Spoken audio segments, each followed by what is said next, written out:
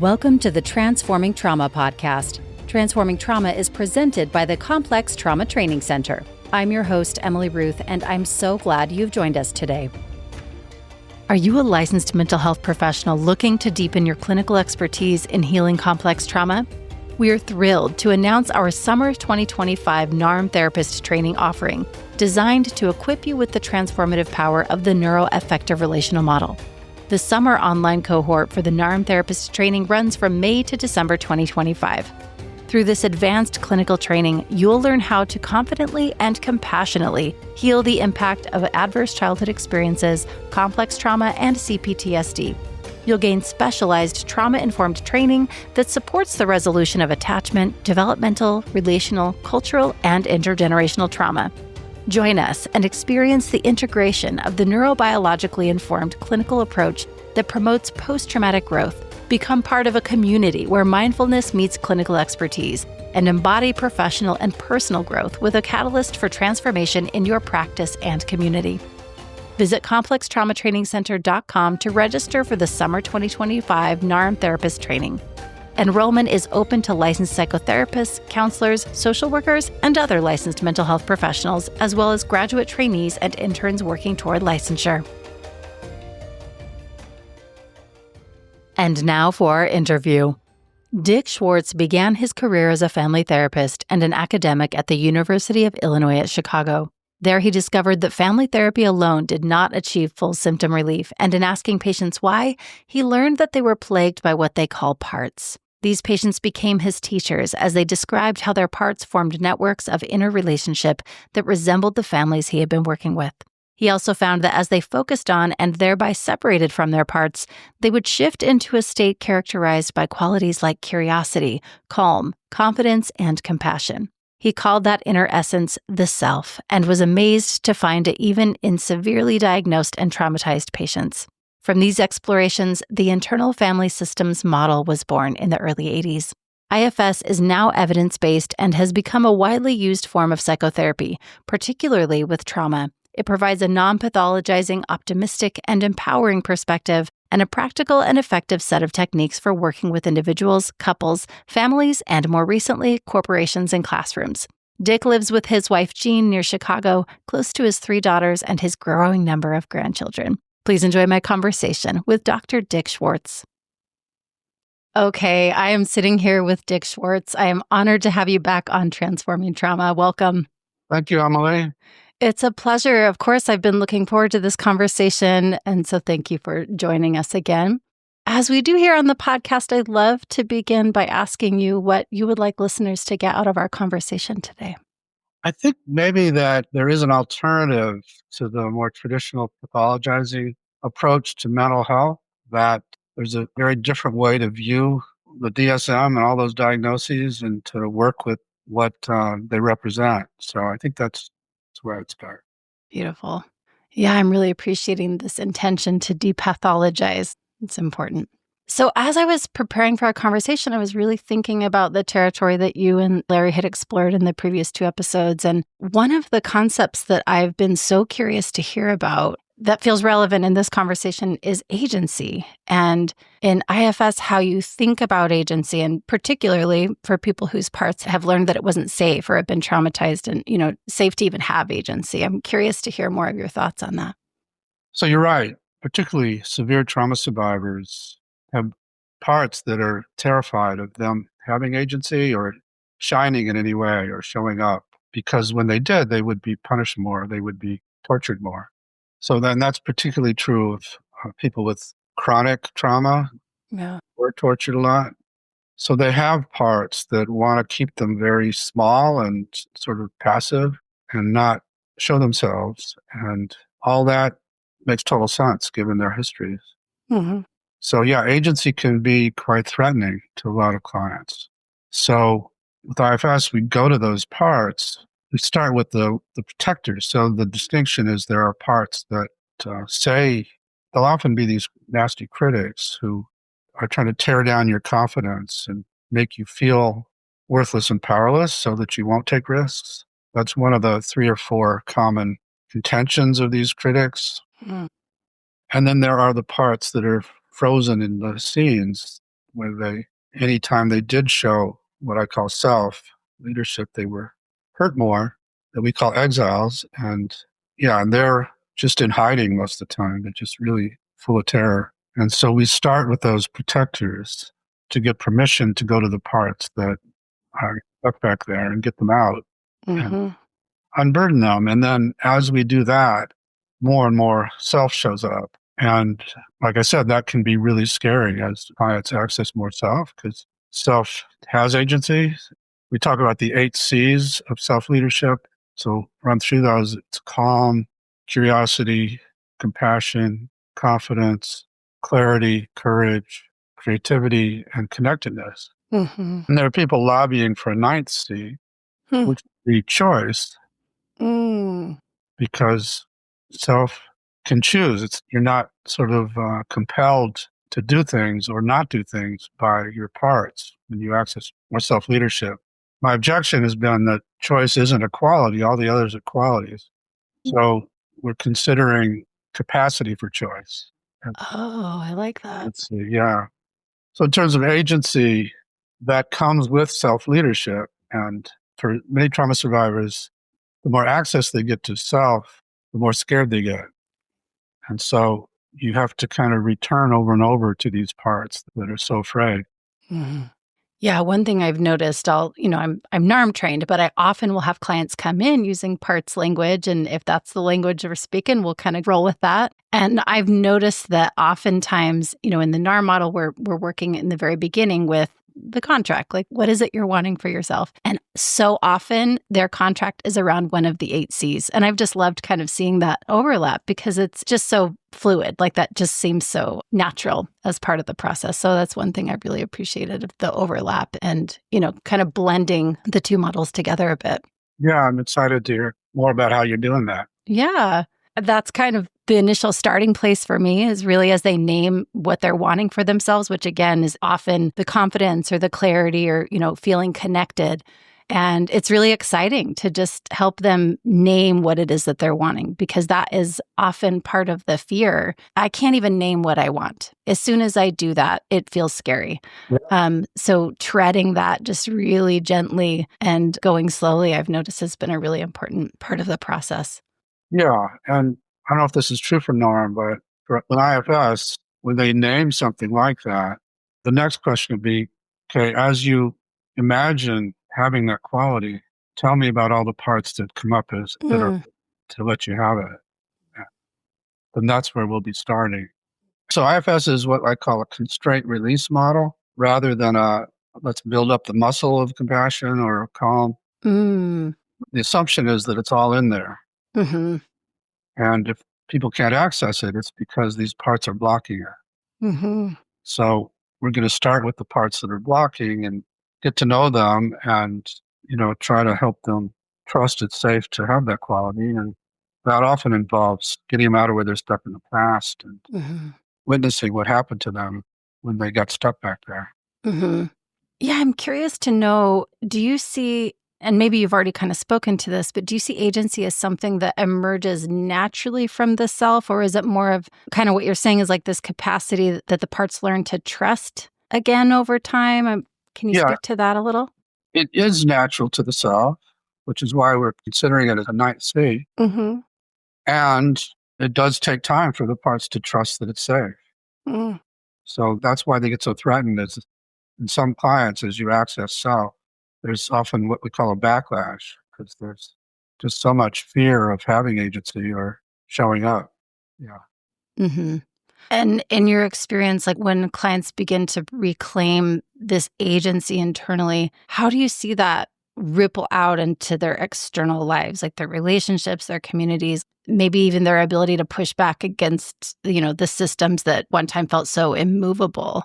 I'd love to hear you speak a little bit more about that. Yeah. So we have 4 goals in IFS. The first is to help the parts out of the extreme roles they've been forced into, help them transform into their naturally valuable states. So that's probably the most well-known goal of IFS. Then the second goal you're alluding to, which is to have all the parts come to trust self as a leader, because often they don't. In fact, in many systems, particularly severely traumatized systems, they don't know self. They've been taking over since you were very young. Mm-hmm.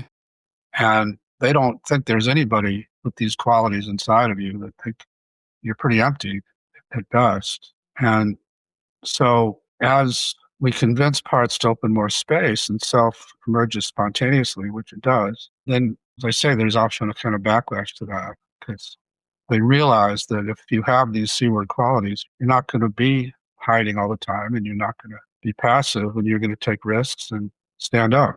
And so all that is terrifying to parts that had been tortured when that happened.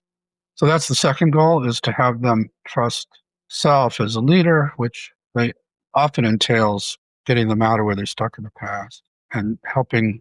And a lot of times when they finally meet self, they say, why should I trust you? And particularly when self has been around or when self has been exiling parts, when we first go to exiles, sometimes they turn their back and they're furious because, why did you lock me away all these years? Right.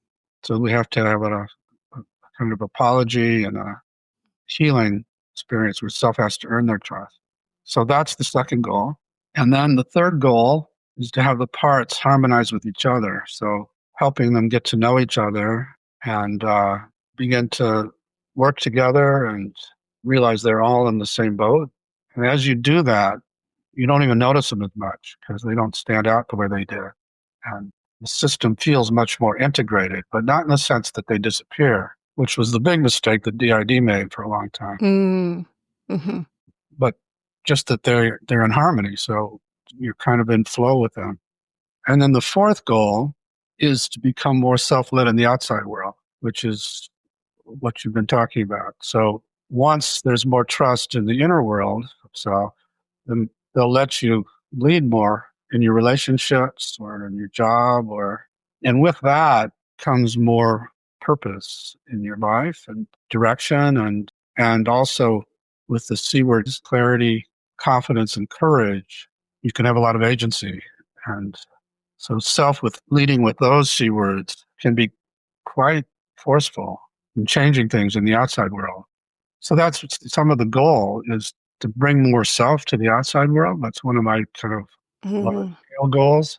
Mm-hmm. And but that's the fourth goal. Yeah, as you're talking about that, it has me curious. And I haven't fully thought through this question, so let me see if I can articulate what's coming up for me right now. I'm thinking about when clients get to this point and they start really showing up and they're, how would you say it, connected with the self leadership, or all the parts are harmonizing. I'm thinking about when, I've witnessed clients showing up and sometimes that rocks the boat in their lives. We're talking about stuff from the past and they're working through that, but then things start shifting in the present because they're really showing up. And I'm wondering if you can speak to that a little bit, because that's a tough spot for some clients when they're like, wait, I thought this was going to be really great and this is hard. Because many clients hook up in relationships based on these protectors. Right. That we're looking for somebody to protect them, or we're willing to put up with a lot of stuff to feel safe in a relationship, or it's taken care of in some way. And as they heal and they start to that fourth goal, they start to have more self in their relationships. They're not going to put up with that in the same way. Yeah. And so, it's not uncommon that people leave those relationships, and that's really jarring for a lot of parts that have been happy or at least content. So it can rock a lot of people's lives. And so I try to help them prepare for that. How do you do that? Because I'm thinking of this line in your book, You Are the One You've Been Waiting For, where you explore this idea that many people carry this expectation that a partner should heal them or help, heal their complex trauma. And so if that's not happening, there can be this idea that something must be wrong with the relationship. And so for those of us who might be working with couples where that intersects with trauma, I'm curious how we can prepare them for that, or how we can help partners recognize where the expectations are coming from or the wounded parts. I'd love to just hear you talk a little bit about that, how you prepare them. Yeah, as I was saying, a lot of people hook up based on their exiles looking for a kind of redeemer or protector because they're stuck in these bad scenes and they're desperate to be redeemed and protected and saved. And they're often looking for somebody who resembles the person that hurt them because they're so desperate to have that person change their mind and say, no, they're not bad, they're not worthless, they're valuable. Mm-hmm. And so we'll often hook up with somebody who resembles our original perpetrator, for lack of a better word. And when you meet that person and they look like that redeemer, you get infatuated and you feel, okay, finally, here's the person. And then it turns out they are like the original person and they do hurt you in the same way. And then there's this big explosion and you go into these, other protectors go into these projects of changing the person back to being the redeemer or Mm-hmm. changing yourself so that they're back to being the redeemer Mm-hmm. or okay, this was a mistake. This wasn't the real one. The one's still out there, or giving up on relationships. So given that, then the only solution to that dilemma is for what I'm calling self to become that redeemer, to become that primary attachment figure. So in a sense, IFS is attachment theory taken inside. Mm-hmm. And once you can do that for your parts, then whoever you hook up with can be the secondary one, but not the primary one. Mm-hmm.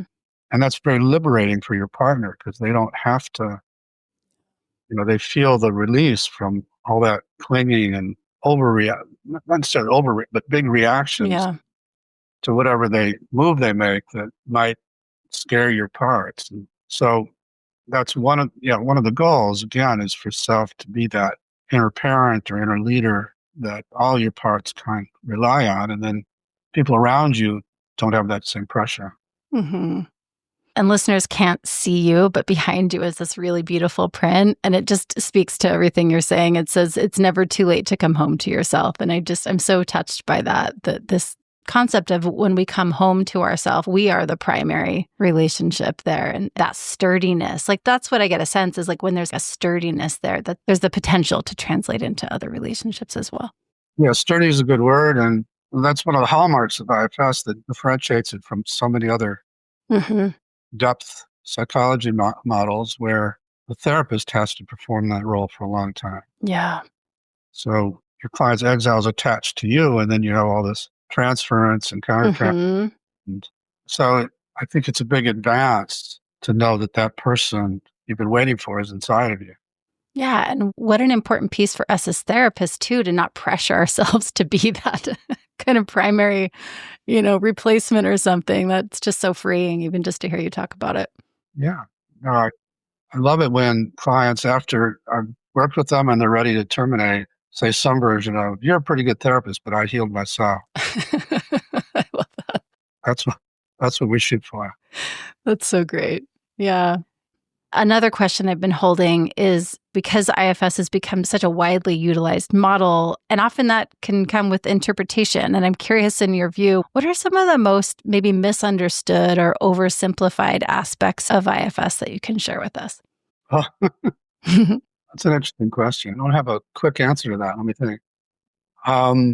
Big fear I have, and it's panned out at times, is back in the day, I hurt a bunch of clients because I didn't know what I was doing.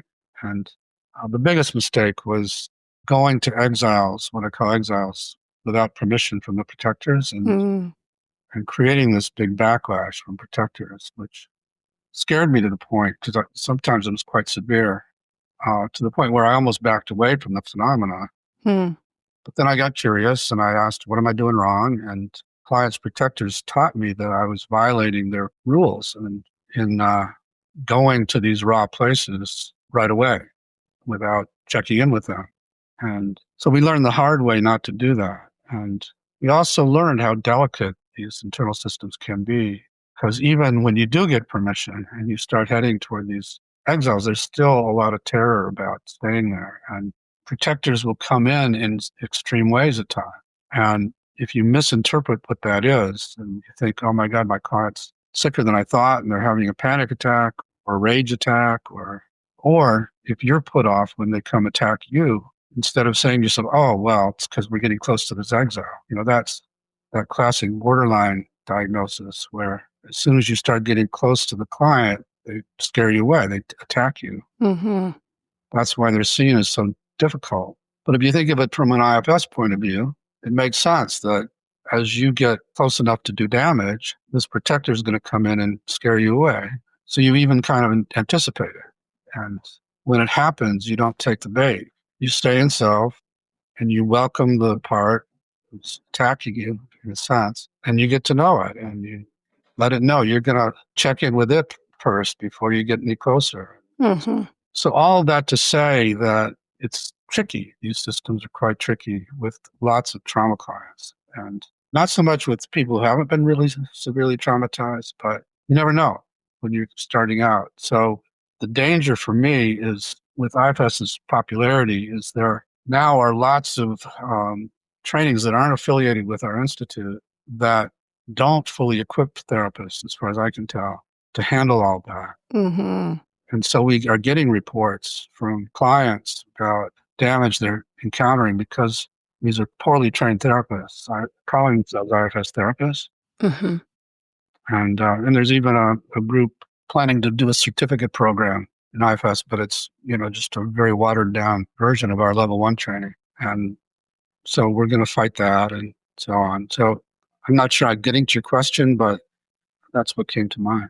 Yeah, no, I think you're naming something that's so real. Yeah, I've seen training programs for coaches and not that, other folks in other industries or professions can't be IFS or trauma, informed, but I can see the problem that you're naming. I can imagine that. To me, that would feel really heavy that you've put this work into the world and there's so much nuance and complexity, and to kind of distill it or like reduce it down to something that isn't able to like really hold that complexity. I can see why that would be a real concern. Yeah, I don't mind coaches doing it because they know their scope of practice and they don't go to exiles, and so at least hopefully. And but yeah, that's it weighs on my mind a lot these days. Yeah, I imagine. Yeah, thank you. That does answer my question, and I appreciate you, really sharing that. So I have your books, but I also really appreciate listening to your audiobooks. I've appreciated that you kind of guide us through the exercises, the prompts. That's really helpful. And also hearing you talk about how you developed this model and how you came into these truths, it seems like. And I was curious if there are parts of you that resisted IFS at first. Yeah. So when I first encountered the phenomena, which was back in the early 80s, and I was working with these bulimic kids, and they started talking this language of parts. And so at first, I made the assumption that much of the field still does, which was that it scared me. I thought maybe they were sicker than I thought, because they were talking about the parts as if they had a lot of autonomy and relationships with each other and very real. And so, I was a bit aware of what was then called multiple personality disorder. And so, yeah, at first I got scared. And then I realized I had them too. And then as I listened inside myself, I identified with what they were saying and then just got curious. But yeah, at first I resisted. I also resisted because I was a really hard, committed family therapist. And especially back then, family therapist was very polarized with intrapsychic work, particularly psychoanalysis. And so we thought we could heal everything by changing external systems. And here I was betraying the cause by diving inside. And a number of my colleagues saw me that way because I was kind of a rising star in the family therapy field at the time. So I got a bunch of backlash from my colleagues that I was in this training program with and in the field in general. And so I had to work with a lot of my parts to overcome that. Yeah, I'm curious, are there any parts of yourself that you're still getting to know? Because that's been a long process of you in developing all of this. Oh, there are many parts that I'm still getting to know. I'm pretty good at staying in self in most contexts, but speaking of relationships, my wife, Jeanne, is good at helping me find new parts. Mm. And is what I call a great tormentor with a hyphen between the tor and the mentor. Well, sometimes by tormenting me, she's mentoring me about what I need to heal. And we all need that in our lives because it is a kind of, I'm a very different person than back when I was dominated by certain protectors. but I've still got parts that need my healing. And a lot of the time I can't find them unless I do psychedelics or I get Jeanne to trigger me. Mm. I love the way you're holding that. It's inspiring for all of us in relationships. I'm curious, what kinds of parts do you find people are most afraid to admit that they have, maybe even to themselves? Well, I've been focused a lot on what we call legacy burdens, and there are things we inherited from our direct lineage that attach to our parts and drive them, emotions, beliefs, and energies. And there are also those that are just floating around in our culture that we can't help but absorb. And so, for example, most everybody that is raised in the US, black or white, has parts that carry white supremacy. And many of us good liberals don't want to acknowledge that and try to exile that part. And it has an unconscious effect on the way we are. And so just helping people, and I'm trying to do this more collectively, I'm trying to work with groups to have everybody go in and find the part that carries that white supremacy and help it unburden rather than try to pretend it's not there. So that's just one example, but most of us have parts that, because they weren't accepted in our family, we have shame about. And so we lock them away, or because our culture also has this burden of sort of willpower and rugged individualism, we get very ashamed of our vulnerability. Mm. And so hence we wind up exiling all these vulnerable parts. And I've been reading a lot lately about how for 98% of human history, we were prey animals. And so we lived in constant fear of being eaten by bigger animals. And with that comes kind of hypervigilance and fear. Sorry about my little dog. That's okay. He's just joining in the conversation about animals. Yeah, too. And also, like, vets know that it's very hard to diagnose horses because they hide their injuries so well. Mm-hmm. Because horses know if they are limping or anything, then they're going to be the one attacked by the Mm-hmm. And so we have this legacy burden of wanting to hide vulnerability and in some ways be ashamed of it. And also, which I think speaks to what's happening in our world now, a desire to be protected by strong men, strong Right. males. So all of that we came out of our prehistory with, those legacy burdens. Yeah, I really appreciate you naming that, and not to necessarily take it in a political direction, but I appreciate you even naming this impulse that collectively there is to be protected by men that kind of show up, or, humans that show up with this kind of energy. It's important to be aware of. Yeah, I mean, it's another reason why I'm so focused on legacy burdens. I'd love to do more collective legacy unburdening of that kind of terror that leads to these kinds of governments. Mm-hmm. Yeah. Sort of tangential to that, I'm curious how we compassionately work with parts that hold, socially taboo impulses like rage or revenge or cruelty. I'm curious how you would talk about that. Yeah, well, I think that's one of my biggest contributions is, that there were, in the early days, I started to think maybe there has been this big misunderstanding about those kinds of parts, and maybe there are no bad parts, which is the title of my last book. And I was saying, okay, well, the binge is not bad, really, if you get to know it, or the critic is not bad. But what about people who have murdered people? What about people who have molested little kids? And so for a couple of years, I consulted to a treatment center for adolescent sex offenders, for example. Hmm. And we would go to the part that did the offending and get curious about it, and get all the parts that were so ashamed or afraid of it to step out. And it would share its secret history of how, when the kid was a boy, how when he was being abused, not always, but often by his father, not always sexual, this part was desperate to protect him. Said, who has power in this room? It's this guy doing this to me. I'm going to take in his energy to protect my person from him.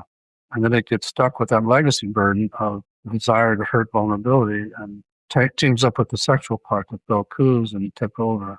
And so as I got that and, similar things with murderers, and I started to conclude maybe there are no bad parts. And that big problem in our culture is the fact that we think they are bad and that we try to attack them or punish people for them, and instead of trying to help work with the trauma that underlies them. And so now we have a project to bring IFS to prisons. We're collaborating with Fritzie Horstman, who started the Compassion Prison Project. And so stuff like that. Yeah. And that really brings us back to one of the things you said in the very beginning that you were hoping for, is this de-pathologizing our humanity and understanding the function of all of these parts and how we show up. It's just so important. Yeah. Yeah. If we really got that there are no bad parts culturally, it would make a huge difference. And everything, we're also bringing it to schools and helping kids not lock away when they get bullied, not lock away the hurt, and not take in the energy of the bullying and so on. So, yeah. And I'm thinking about, I feel like there aren't too many voices out there talking about, at least not that I'm aware of, talking about this, but like educational trauma.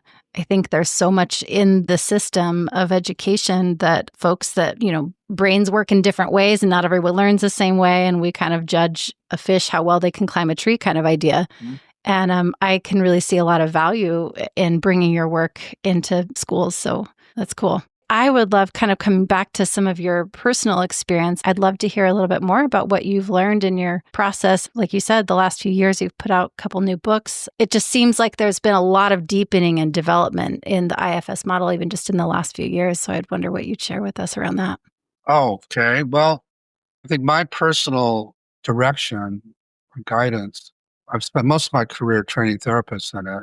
We're going to continue to do that. But along the lines of what we're talking about, I'm trying to bring it much more to the culture at large. And so we have a lot of projects like the one I mentioned with prisons, but we have projects to try and bring more self-leadership to leaders of various kinds. I work with a number of social activists whose names you probably recognize. So they do their activism from self rather than from their righteous parts. Yeah, and they find that they're much more effective when they do it from those C-word places.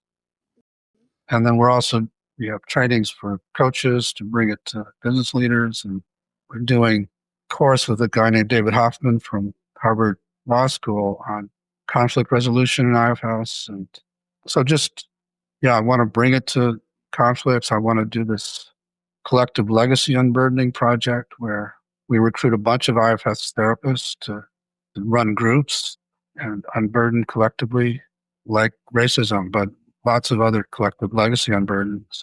And my, more than intuition, my kind of knowledge is that every time we unburden somebody in our office, it has ripples. And if you do it in a large group, it has bigger ripples. And so my big vision is, I work with many, many trauma clients where in the beginning it seems hopeless because they're so dominated by these brutal protectors and there's no self to be found. And you just think, how are we ever going to get anywhere? And then as I schmooze with these protectors and get them to trust me a little bit and then trust that it's safe for them to open space, and the same self pops out that pops out in everybody else. Once you get that little sliver of self going, things change really quickly. I'm extrapolating now to the planet that if we can bring more self to the planet, it will begin to heal itself. And I don't know that that's true for sure, but that's what keeps me going. I love that. Something else you said that is kind of landing for me. I love that you're training coaches to work in different spaces. I have a loved one who has worked in corporate, different corporate organizations. And gosh, there's a lot of folks who have been through some really tough traumas in those spaces and how that can kind of bleed into organizations. And so I really appreciate that you're leaving a mark there and working with coaches who work in those spaces, because that's really important. That seems like a big opportunity for healing there. Yeah, so many people who rise to the top in corporations, but also this is absolutely true of Elon Musk and Donald Trump. had horrible childhoods and really, really had brutal parents. And so, in contrast to the typical symptomatic people that we see, their firefighters or managers didn't go to the symptomatic route of addictions or other things. And instead, they went to the power route. They went to striving and getting power. So, the kind of never again philosophy. And never again will I be humiliated. And not, they both have felt humiliated, which is why they changed their politics. And so I think I'm trying to say that so many people climb those ladders because they need that so much. Mm-hmm. But they need the power. Mm-hmm. So you're going to find a lot of people with a lot of those kind of burdens, and then those burdens are contagious. They'll infect the rest of the corporation or the country. And self is also contagious. So if we can help them shift away from leading things from those protectors and have them lead from self, then that has a trickle down. And so that's also what keeps me going. I just really appreciate how you're talking about this. I feel like it's a good call to remember like the humanity of everyone. And I, maybe I'll regret saying this, but I've noticed on social media, the therapist Facebook groups are the Wild West sometimes. And I struggle sometimes when I see so much polarization and kind of a dehumanizing of, you named Elon Musk. And yes, I think that there's a lot of trauma in those kinds of spaces. And to really be so aware of our responses to that as clinicians and to continue to hold the humanity, how vital that is. Because how are we going to create this ripple change that you're talking about if we start putting people in boxes and dehumanizing them? I just think this is so vital. So I appreciate you naming that because that's hard water to tread in sometimes in some of these conversations. It is. And, I have parts that have my attitudes about them too. But right. Yeah. I have an exercise where if I was doing it with you, I would have you think of somebody that you see as a big enemy. Mm. You want to try it? I'll do it. I'm here for it. So go ahead. It could be one of those guys or somebody in your personal life that you kind of objectified and see as an enemy. Mm-hmm. And just tell me when you have that person in mind. I have got that person in mind, yeah. All right.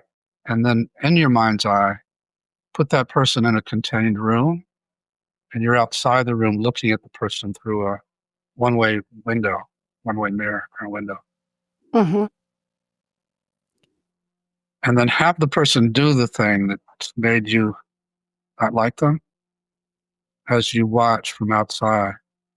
And notice what happens to your body and your mind as your protector comes in. If you don't mind saying what's happening in your muscles and your breathing and your heart. I am feeling the feels right now. Feeling the what? I'm feeling the feels. My body's responding. I'm noticing my temperature is rising. I have some tears in my eyes. I'm really going there. Okay. Mm-hmm. Yeah. And now look at the person through these eyes and just see how they look. And I'm not going to have you go into the room, but if you did, think about how you would relate to them from this part. Okay? And now let this part know you're not going to go into that room in this exercise. So it's safe for it to relax and step back, and separate from you. And notice the shift if it does. It may not, but if it does, you'll notice a palpable shift. And if you did notice the shift, maybe you can tell me what your body's like now or your mind. Yeah, there's just like a loosening. There's like a spaciousness, like there's space between my bones and my muscle kind of feeling. Yeah. A little more spread out, not so dense and, clenched. Yeah. And how's your breathing now and your heart and your muscles? Yeah, slowed down. Yeah, good. Mm-hmm. And then look at the person again through these eyes and see if they look different. Mm-hmm. And how would you describe the difference? There's like a softening. Yeah. And do they look physically different? Mm-hmm. Can you describe that? Mm-hmm. Yeah, like I noticed their kind of the way I'm imagining or picturing their face is like slack instead of, again, kind of that bracing Yeah. kind of energy. It's like they're human. Yeah. Yeah.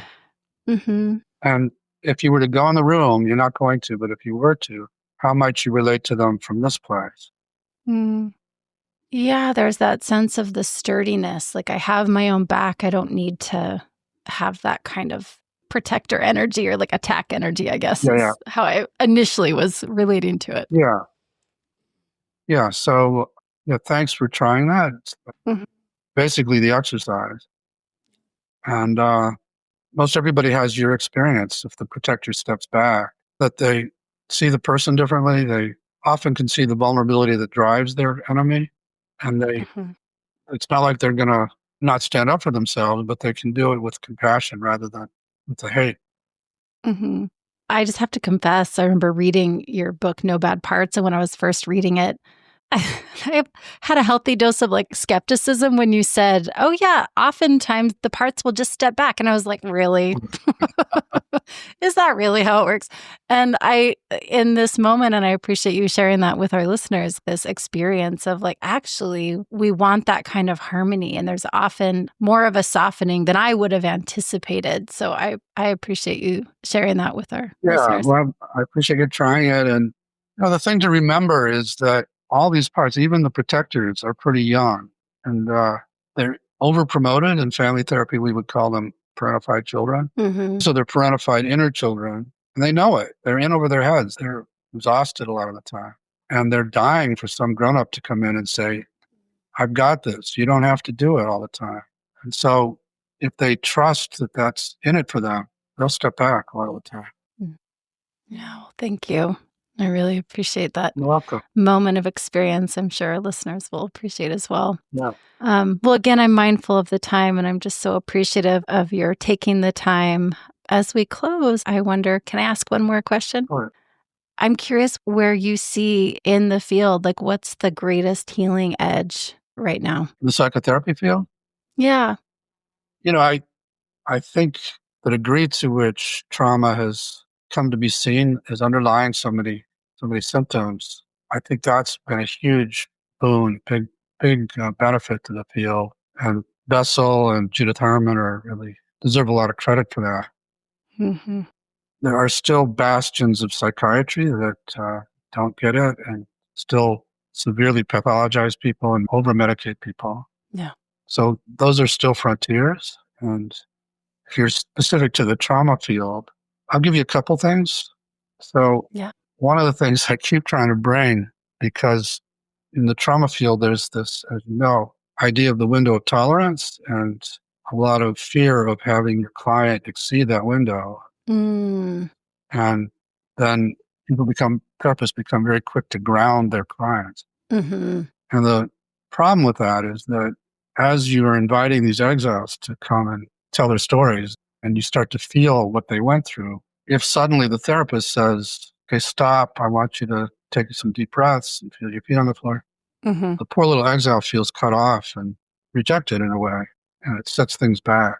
Mhm. And so what I've found, and it took me quite a while to really trust it, is that self has an enormous window of tolerance. So that if I have somebody in advance of going to the exile in a lot of self, I just forget about that issue and just keep encouraging the exile to take over as much as it needs to. And in the beginning, I used to stop and say to the client, "Is this okay or is it too much?" And they'd always say, "No, it's okay. I want to know." Mhm. So I think that's a big issue in the trauma field that I've had debates with people about. And yeah, I appreciate you naming this. I feel like, and I've heard other people say it, this idea of like we often will underestimate and overestimate our clients. And that's one area where I've really seen a lot of, oh, nervous system regulation. Let's learn these right. quick tips and Right. tricks to regulate your nervous system as if that's the end goal. And what you're naming is that actually can really get in the way of fully knowing these different parts if we regulate it away or tell it to quiet down, like, oh, you're not welcome here. I can really see how that would be problematic in the model. So creating that space that you're talking about for, I don't know, increased capacity. How do you talk about it? What's the language? What I'm talking about is the full witnessing. So Yeah. for you, Emily, to get what happened to this little girl inside of you, fully without having to titrate all the time and without having to cut her off at different points. And, systems that don't know about self do have to worry about that window of tolerance, because it's easy for these other protectors to get overwhelmed and come in and so you do have to use all those grounding skills. But if you know about self and you can access self, then it's just not an issue. Yeah.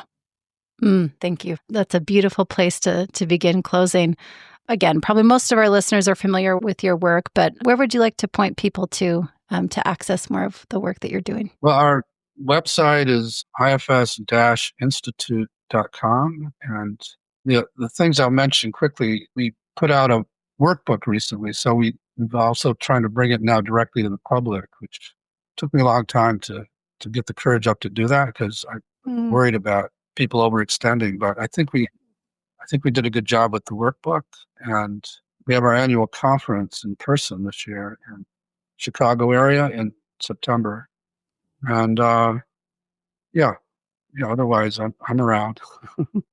Fantastic. Dick, I want to just again appreciate you taking the time to be with us, not only because of your contributions to the field, but because of the way that your work really invites all of us into a slower, more compassionate relationship with ourselves. So really grateful to have had this time with you today. Thank you, Emily. I really enjoyed previous conversations, and I've enjoyed getting to know you. So thank you. Thanks for having me. Yeah. Thanks so much for joining us for today's episode. To find more information about our guest, check the show notes or visit us at complextraumatrainingcenter.com/transforming trauma. You can also connect with us in other ways. We're on Instagram, Facebook, and YouTube. We hope you're as excited as we are about the upcoming summer 2025 NARM therapist training. This advanced clinical training will equip you with the transformative power of the neuroaffective relational model. Through this training, you'll gain specialized knowledge and skills to confidently and compassionately heal the impact of complex trauma, adverse childhood experiences, and CPTSD. You'll learn how to integrate a neurobiologically informed clinical approach that promotes post-traumatic growth and supports the resolution of attachment, developmental, relational, cultural, and intergenerational trauma. Join a community where mindfulness meets clinical expertise and embody professional and personal growth as a catalyst for transformation in your practice and community. Visit complextraumatrainingcenter.com to register for the summer 2025 NARM therapist training and become part of this revolutionary approach to healing complex trauma. Enrollment is open to licensed psychotherapists, counselors, social workers, and other licensed mental health professionals, as well as graduate trainees and interns working toward licensure. Don't miss this opportunity to deepen your clinical expertise and make a lasting impact on the lives of those you serve. Thanks to Andrea Klunder and the Creative Imposter Studios for producing and editing, to Elisa Sponseller for our album art, and to Brad Kammer for the creation of this podcast. We look forward to building community and connection with you and changing the world by transforming trauma.